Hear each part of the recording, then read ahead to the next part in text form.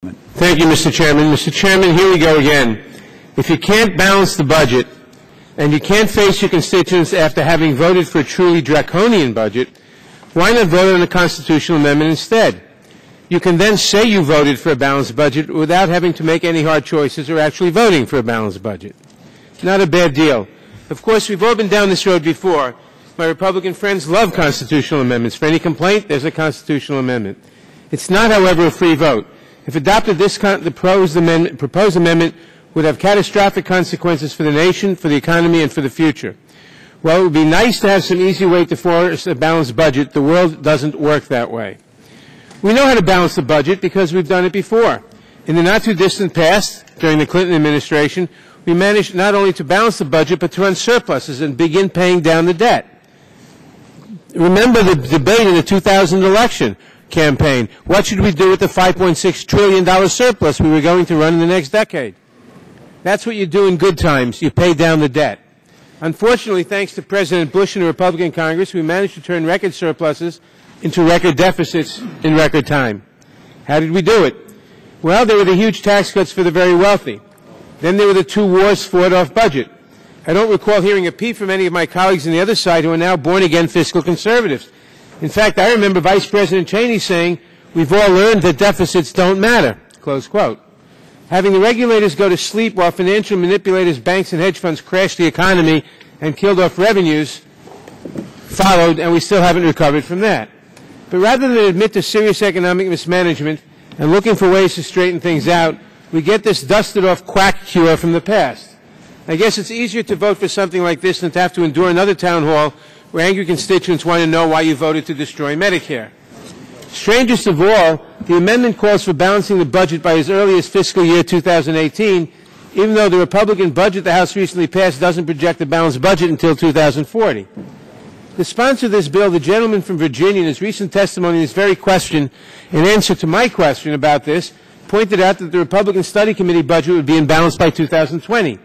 So I guess that's what we're really voting for today, an accelerated version of the Republican Study Committee budget. Anyone voting for this should be prepared to go home and explain that vote. Explain eliminating Medicare and virtually eliminating Medicaid, raising the Social Security retirement age to 70, decimating Pell Grants that help our kids go to college, among other things. The amendment would require a 3/5 vote by Congress to exceed a balanced budget, to borrow, to increase taxes, to manage the nation's affairs. Think of what that would do to our system of government. A small minority, 41 senators representing less than 20% of the nation's population, would be able to control the entire budget, our borrowing, our creditworthiness, our tax policy, in short, the future of our nation. That is inimical to our democratic system. Small vocal minorities should not get to decide the future of the nation. The American people, voting in their communities and speaking through their representatives, should get to make those decisions. This would turn our democratic system on its head and would let the arithmetical minorities run the system.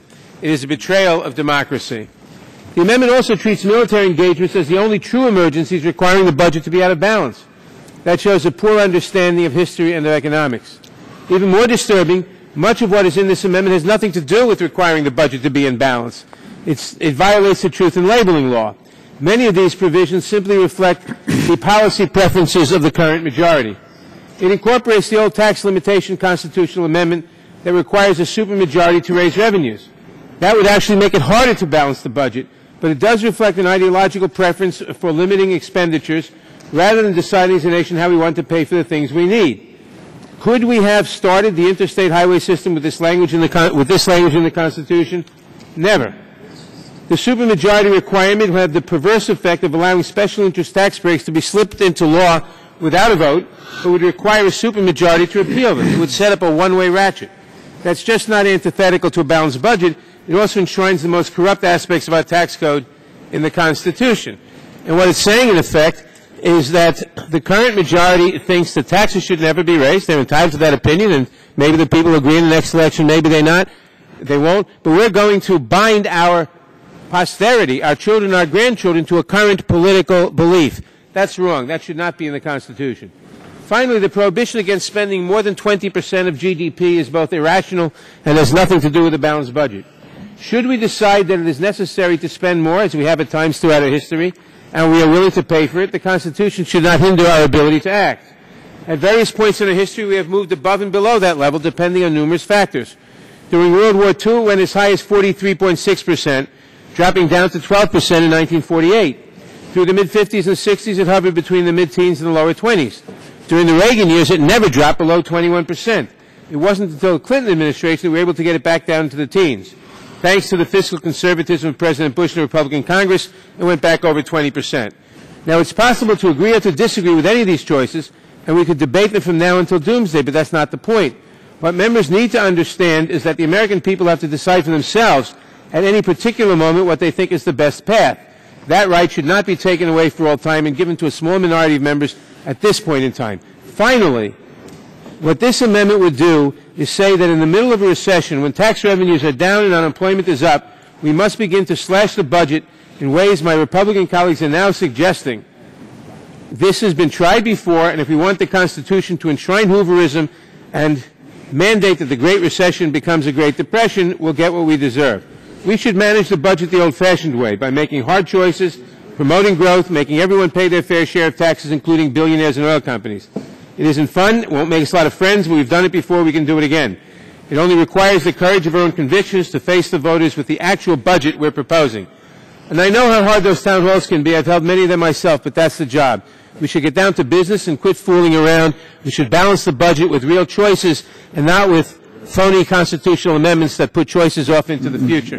Yield back the balance of